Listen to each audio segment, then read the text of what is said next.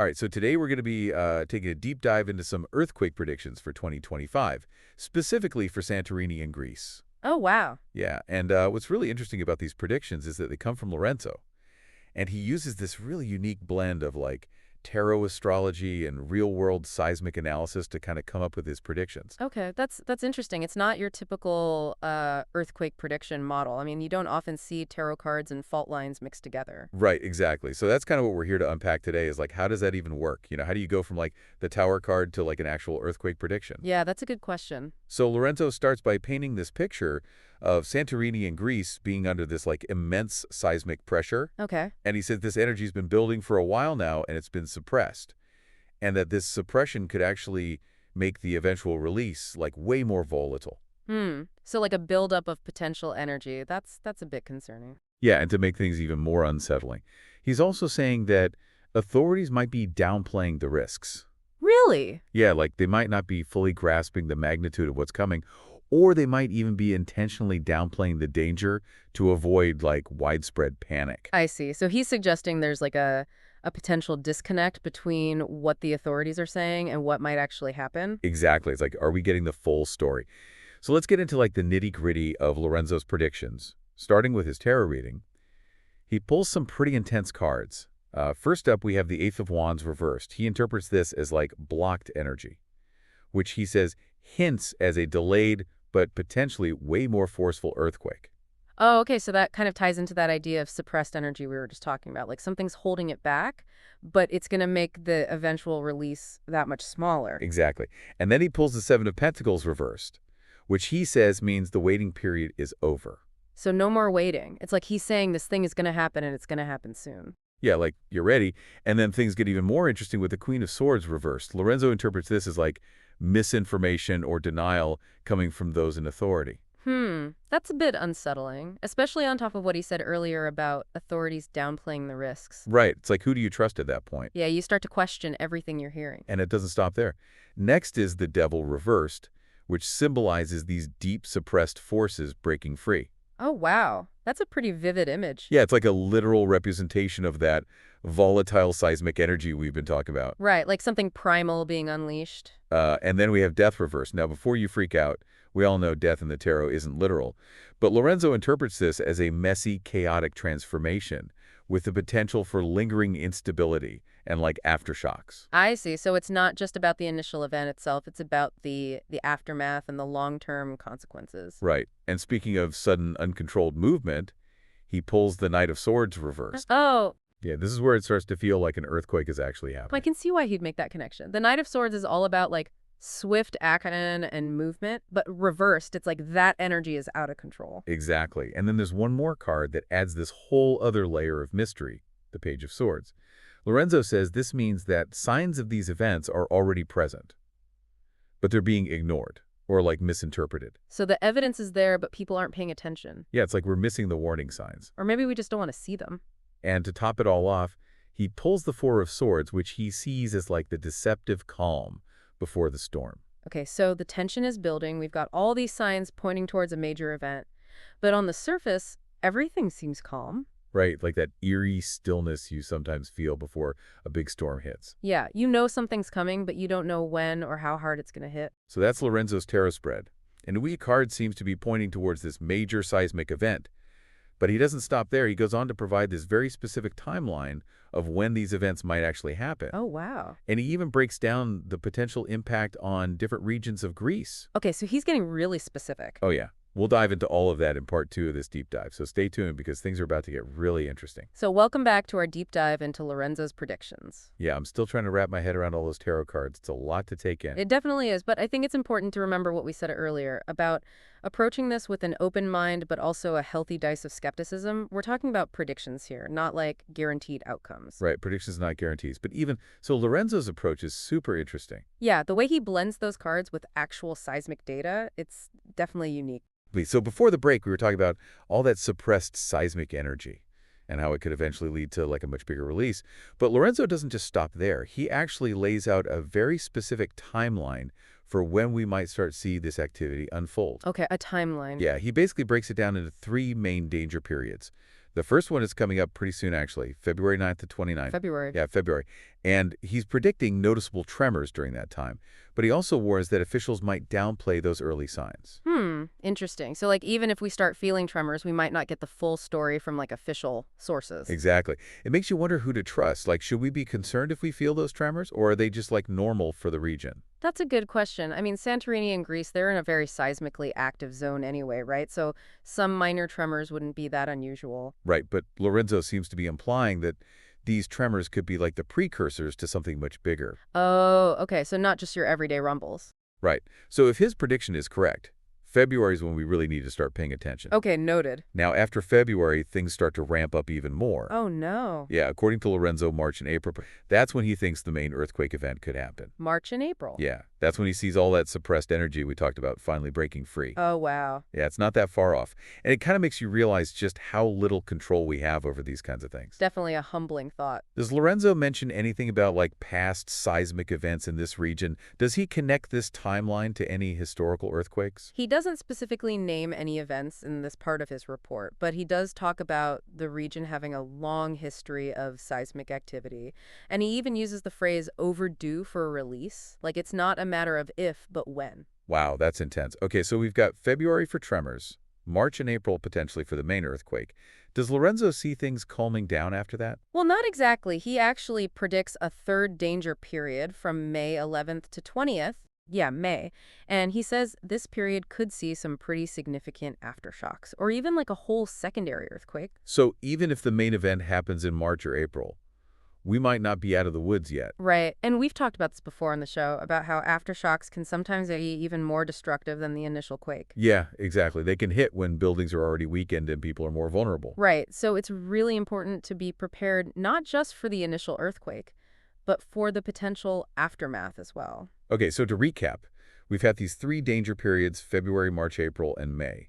But does Lorenzo get any more specific than that? Like, does he say which areas might be most affected during these times? He does. He actually breaks down his predictions by region, highlighting 3 main areas to watch: Santorini and the Aegean Islands, Athens and mainland Greece, and Crete and the Ionian region. Okay, so 3 very different regions, all facing their own unique risks. Exactly. Let's start with Santorini and the Aegean Islands. That's where Lorenzo sees those initial tremors happening, right? Right. So what's he predicting for that area specifically? He's predicting increased tremors, first of all, but also the potential for a volcanic awakening. A volcanic awakening? Yeah, he even mentions the possibility of tsunamis. Oh, wow. Yeah, it's a bit alarming, especially considering how many people live on or near Santorini. Right, and how many tourists visit every year? I mean, it's one of the most popular destinations in Greece. Yeah, it would be devastating. Okay, so Santorini and the Aegean Islands are a major concern. What about Athens and mainland Greece? For that region, he's mainly predicting aftershocks and unexpected secondary quakes. He also talks about the risk of infrastructure damage, especially in areas with older buildings or those built on unstable ground. So even if the main earthquake hits out in the Aegean, Athens and mainland Greece could still feel the effects. Absolutely. Those seismic waves can travel for hundreds of miles. And then we have Crete and the Ionian region. Right. And this is where Lorenzo predicts the worst case scenario. Oh, no. Yeah. He thinks this region could experience a second, even larger earthquake later in the year. A second earthquake? Yeah, it's like a domino effect. He believes that the initial earthquake, if it happens, could trigger a chain reaction leading to an even bigger event in this region. That's a scary thought. So we've got Santorini facing potential tremors, volcanic activity, and tsunamis, Athens dealing with aftershocks and potential infrastructure damage, and then Crete bracing for this possible second earthquake. It's a lot to process. It really is. And we haven't even gotten to the astrology part yet. Right. That's where things get even more interesting. Okay, well, in part 3, we'll dive into how Lorenzo connect his predictions to those specific planetary alignments and eclipses happening in 2025. Stay tuned. Okay, so we're back for the final part of our deep dive into Lorenzo's 2025 earthquake predictions for Santorini and Greece. We've covered so much ground already, from tarot cards to timelines to specific regions at risk. It's been quite a journey, and now we're finally going to explore that astrological layer that Lorenzo weaves into his predictions. Right, the cosmic connection. So Lorenzo doesn't just use those tarot cards and seismic data. He also looks at specific planetary alignments and eclipses that are happening in 2025. And he connects those to those potential earthquake windows that we discussed in part 2. Yeah, it's really fascinating. Like he's suggesting that these celestial events could be acting as triggers or like amplifiers for that seismic activity that's already brewing beneath the surface. Okay, so let's get specific. Which astrological events does he highlight as being potentially significant in 2025? And how does he tie them into his earthquake timeline? Well, he focuses on a series of eclipses and planetary alignments that occur throughout the year, but he starts with a solar eclipse in Aries happening on March 29th, 2025. March 29th. Yeah, and he sees this eclipse as a potential catalyst for that first major earthquake window. Remember, he predicts that for March and April. Right, March and April. So a solar eclipse in Aries. For those of us who aren't like astrology experts, can you explain what that means and why Lorenzo might see it as a potential trigger for an earthquake? Sure. So in astrology, eclipses are often seen as periods of like heightened energy and significant change. They can disrupt the usual flow of things and kind of force a recalibration or like a shifts in the balance. Okay. And a solar eclipse specifically, that's when the moon passes between the sun and the earth, and it blocks the light of the sun, which astrologically represents our conscious awareness and like our life force. I see. And Aries, the sign this eclipse falls in, that's associated with action initiative and sometimes even aggression. It's a very fiery, impulsive energy. So basically what you're saying is this solar eclipse in Aries, it's like this sudden burst of fiery energy, a cosmic shakeup that could potentially trigger some seismic activity here on Earth. That's one way to look at it, and that seems to be how Lorenzo is interpreting it. It's like this eclipse is amplifying that seismic pressure that's already there and pushing things closer to a breaking point. Okay, that's the solar eclipse in March. Are there any other celestial events that Lorenzo's focusing on? Yeah, just a couple weeks later, on April 14th, 2025, there's a lunar eclipse in Libra. A lunar eclipse.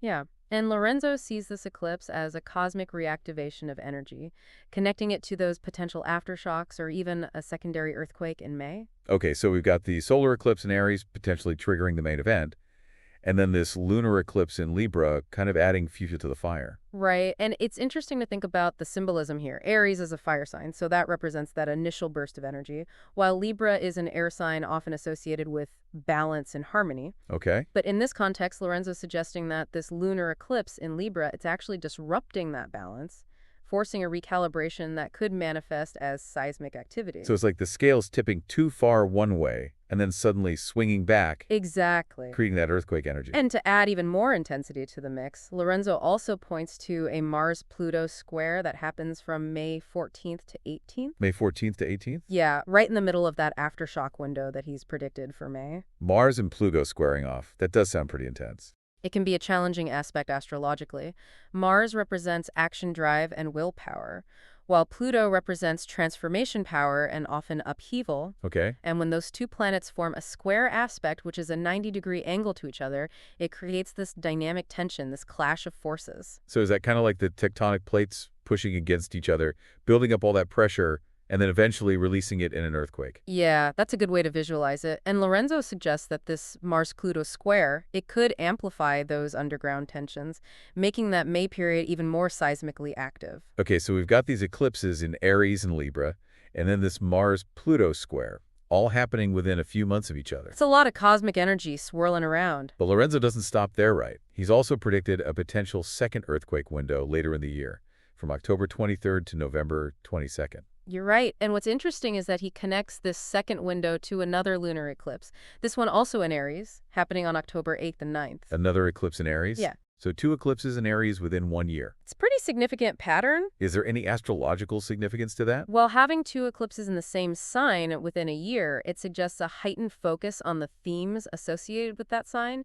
And in this case, Aries is all about action initiation and potentially seismic activity. So maybe these 2 Aries eclipses are like bookending this whole seismic saga, marking the beginning and the potential end of this heightened period of activity. That's an interesting interpretation. It definitely suggests a cyclical pattern, with these eclipses acting as potential catalysts for major events. It makes to wonder if you could find similar astrological patterns in like historical earthquake data. That's a great question. Maybe something to explore in a future deep dive. Okay, so we've talked about the tarot cards, the timelines, the specific regions at risk, and now the astrology.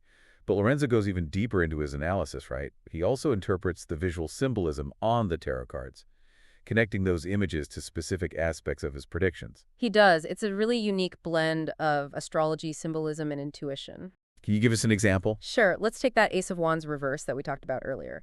Lorenzo sees that imagery of the barren tree against a fiery red sky as representing that blocked energy, that pressure building up beneath the surface. So the barren tree is like that potential being stifled, and the red sky represents that pent-up energy. Exactly, and he points to the wilted flower at the base of the tree as representing a missed opportunity for that energy to be released gradually. So because that release hasn't happened naturally, it's going to be more sudden and more powerful when it finally does break free. That's Lorenzo interpretation, and he goes through each card in a similar way, analyzing the colors, the symbols, even the background imagery, to draw these connections to his predictions. Wow, it's amazing how he weaves it all together, but I have to ask, what are we supposed to do with all this information? It's fascinating, but it's also a bit overwhelming. Like, what are the key takeaways here for our listeners?